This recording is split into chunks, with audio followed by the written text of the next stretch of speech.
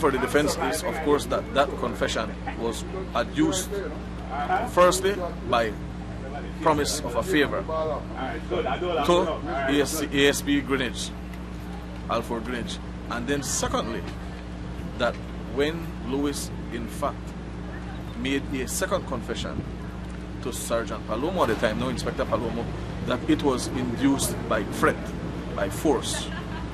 And that had been the case throughout for the defense, that because of the circumstances, the confession was not voluntarily given.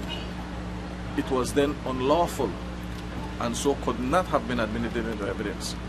I am happy to say that the defense had pierced so much holes into the evidence adduced by the Crown.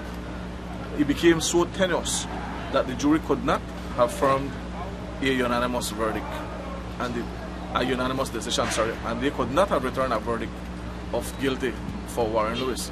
There was a hung jury, and so it is now up to the Director of Public Prosecution to revisit all the evidence and to relay this charge before the courts. Is it safe to say then that the prosecution case was that it was a joint enterprise, but it's obvious that the jurors did not believe that there was a joint enterprise for them to separate and acquit and hang on the other? Could you comment on that? That is very true. The evidence against Cordell Flores, the other person that was jointly charged with Warren Lewis, was indeed separate and different, distinct from that of Warren Lewis.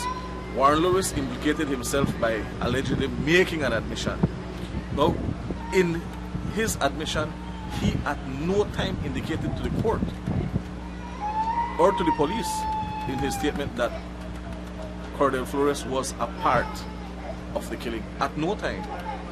And so it was only circumstantial evidence that Cordell Flores was found in the same car with Warren Lewis and that Cordell Flores' blood type matched that of the deceased. It was those weak evidence that the Crown sought to put forward to the jury in the hope of securing a conviction, and the jury, of course, threw it out.